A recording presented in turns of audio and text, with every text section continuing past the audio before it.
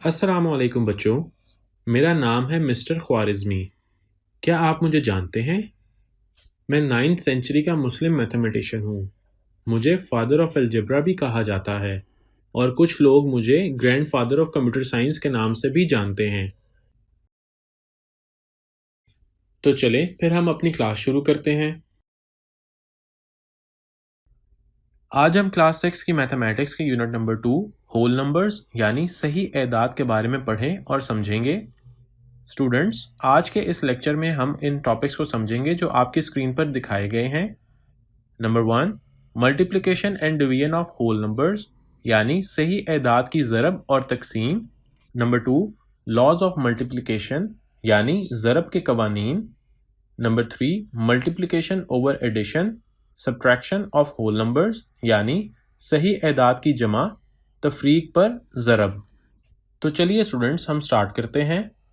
Multiplication and division of whole numbers यानी सही एदाद की ज़रब और तकसीम। स्टूडेंट्स, इस टॉपिक में पहले हम मल्टीप्लिकेशन के कॉन्सेप्ट को समझते हैं। मल्टीप्लिकेशन ऑफ होल नंबर्स यानी सही एदाद की ज़रब। आइए स्टूडेंट्स, हम होल नंबर की मल्टीप्लिकेशन को समझने के लिए कुछ क्वेश्चंस को सॉल्व करते हैं।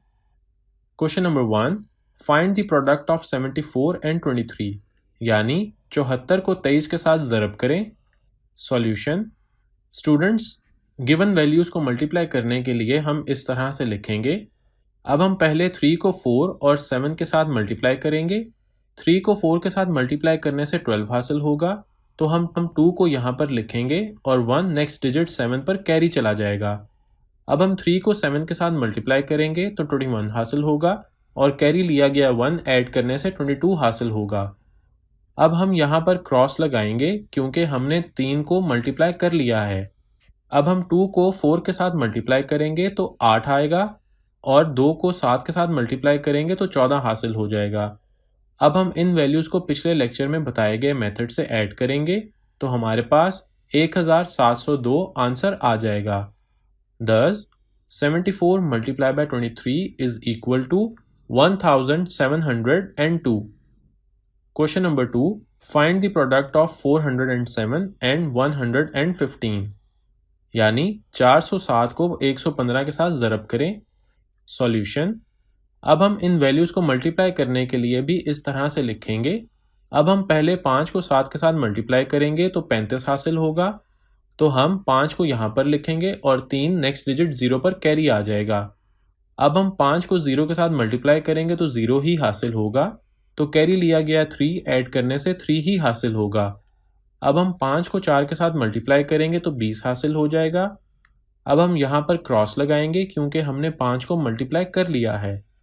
अब हम 1 को 7 के साथ मल्टीप्लाई करेंगे तो 7 ही हासिल होगा और 1 को 0 के साथ मल्टीप्लाई करने से 0 ही हासिल होगा और 1 को 4 के साथ मल्टीप्लाई करने से हमें 4 हासिल होगा।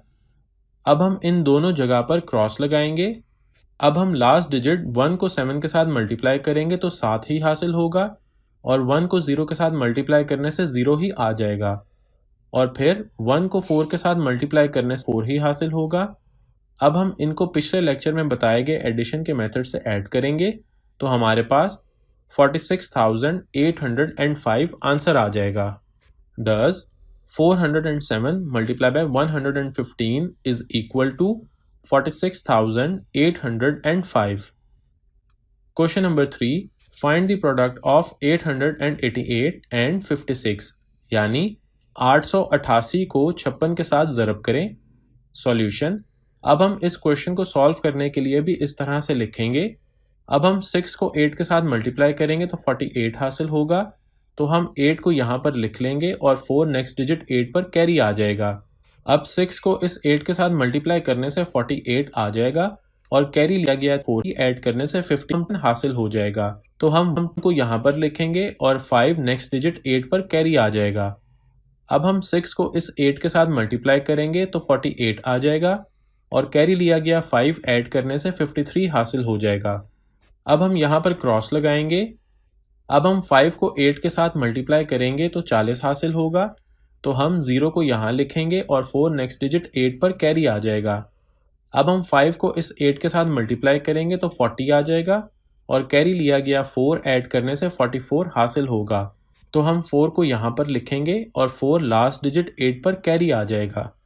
अब हम 5 को इस 8 के साथ मल्टीप्लाई करेंगे तो 40 हासिल होगा और कैरी लिया गया 4 ऐड करने से 44 हासिल हो जाएगा। अब हम इन वैल्यूज़ को ऐड करेंगे तो हमारे पास 49,728 आंसर आ जाएगा। Thus, 888 multiplied by 56 is equal to 49,728। Students, उम्मीद है कि आपको मल्टीप्लिकेशन का कॉन्सेप्ट समझ आ गया होगा। अब हम डिवीजन के कॉन्सेप्ट को समझते हैं। डिवीजन ऑफ होल नंबर्स यानी सही एदाद की तकसीम। स्टूडेंट्स, डिवीजन को समझने के लिए भी हम कुछ क्वेश्चंस को सॉल्व करते हैं। क्वेश्चन नंबर 1, डिवाइड 27,552 बाय 112 यानी 27,552 को 112 से तकसीम करें। सॉल्यूशन। स्टूडेंट्स, डिवाइड करने के लिए हम इन वैल्यूज़ को इस तरह से लिखेंगे। अब हम 112 को ऐसे डिजिट से मल्टीप्लाई करेंगे जिससे हमारे पास 275 से छोटी या इसके इक्वल वैल्यू हासिल हो। इसके लिए हम 112 को 2 के साथ मल्टीप्लाई करेंगे तो 224 आ जाएगा। अब हम 275 में से 224 को माइनस करेंगे तो 51 हासिल होगा। अब यहाँ पर 51 112 से छोटा है, इसलिए हम ऊपर से 5 को इसके साथ लिख लेंगे। अब हम 112 को ऐसे नंबर के साथ मल्टीप्लाई करेंगे जिससे 515 से छोटी या इसके इक्वल वैल्यू हासिल हो। इसके लिए हम 112 को 4 के साथ मल्टीप्लाई करेंगे, 448 हासिल होगा। अब 515 में से 448 को माइनस करने से 67 हासिल होगा। अब यहाँ पर 67 भी 112 से छोटा है, इसलिए हम ऊपर से 2 को इसके साथ लिख लेंगे। अब हम 112 को उस नंबर से मल्टीप्लाई करेंगे कि हमारे पास 672 से छोटी या इसके इक्वल वैल्यू हासिल हो। तो इसके लिए हम 112 को 6 के साथ मल्टीप्लाई करेंगे तो 672 ही आ जाएगा और इन दोनों वैल्यूज़ को माइनस करने से 0 हासिल होगा और क्वेश्चन एंड हो जाएगा और 246 आंसर आ जाएगा। Thus, 27,552 divided by 112 is equal to 246. Question number 2, divide 54,756 by 234. Solution. Students, इस क्वेश्चन को सॉल्व करने के लिए भी हम इसको इस तरह से लिखेंगे। अब हम 234 को ऐसे नंबर से मल्टीप्लाई करेंगे जिससे हमारे पास 547 से छोटी या इसके इक्वल वैल्यू हासिल हो। तो इसके लिए हम 234 को 2 के साथ मल्टीप्लाई करेंगे जिससे 468 आ जाएगा। अब 547 में से 468 को माइनस करने से 79 हासिल हो जाएगा। यहाँ पर अब 79 234 से छोटा है, इसलिए हम ऊपर से 5 को इसके साथ लिख लेंगे। अब हम 234 को ऐसे नंबर से मल्टीप्लाई करेंगे जिससे 795 से छोटी या इसके इक्वल वैल्यू हासिल हो। इसके लिए हम 234 को 3 के साथ मल्टीप्लाई करेंगे तो 702 आ जाएगा। अब 795 में से 702 को माइनस करने से 93 आ जाएगा। अब यहाँ पर 93 भी 234 से छोटा है, इसलिए हम ऊपर से 6 को इसके साथ लिख लेंगे। अब हम 234 को ऐसे नंबर से मल्टीप्लाई करेंगे जिससे 936 से छोटी या इसके इक्वल वैल्यू हासिल हो। इसके लिए हम 234 को 4 के साथ मल्टीप्लाई करेंगे तो 936 ही हासिल होगा और इन दोनों को माइनस करने से 0 आ जाएगा और क्वेश्चन का एंड हो जाएगा। इस तरह हमारे पास 234 आंसर आ जाएगा। Thus, 54,756 divided by 234 which is equal to 234. Students, उम्मीद है कि आपको इस टॉपिक की समझ आ गई है। अब हम अपना नेक्स्ट टॉपिक स्टार्ट करते हैं। लॉज ऑफ मल्टीप्लिकेशन यानी ज़रब के कवानीन। इस टॉपिक में हम कम्यूटेटिव लॉ और एसोसिएटिव लॉ के बारे में पढ़ेंगे और समझेंगे। Commutative law. स्टूडेंट्स, जैसे हमने एडिशन के कम्यूटेटिव लॉ में समझा था कि वैल्यूज़ के ऑर्डर चेंज करने से भी रिजल्ट में कोई डिफरेंस नहीं आता, सेम यहाँ पर मल्टीप्लिकेशन के लॉ में भी जब दो सेम वैल्यूज़ को ऑर्डर चेंज करके भी मल्टीप्लाई करें तो रिजल्ट सेम ही आता है। फॉर एग्जाम्पल, 2 होल नंबर्स 2 और 3 को मल्टीप्लाई करने से 6 आ जाएगा। अब हम इन्हीं 2 नंबर्स के ऑर्डर को चेंज करते हैं तो 3 को 2 के साथ मल्टीप्लाई करने से भी 6 ही हासिल होगा। स्टूडेंट्स, आपने देखा कि ऑर्डर्स के चेंज करने से भी रिजल्ट सेम रहता है। आइए अब हम इसको नंबर लाइन के साथ भी वेरीफाई करते हैं। सबसे पहले हम दो नंबर लाइंस ड्रॉ करते हैं। अब हम पहले फर्स्ट लाइन पर 2 के यूनिट्स मार्क करते हैं और अब 1 यूनिट 4 का मार्क करते हैं। तो इस तरह टोटल 8 यूनिट्स मार्क हो जाएंगे। अब हम सेकंड नंबर लाइन पर पहले 4 का 1 यूनिट मार्क करते हैं और अब 2 के 2 यूनिट्स को मार्क करते हैं।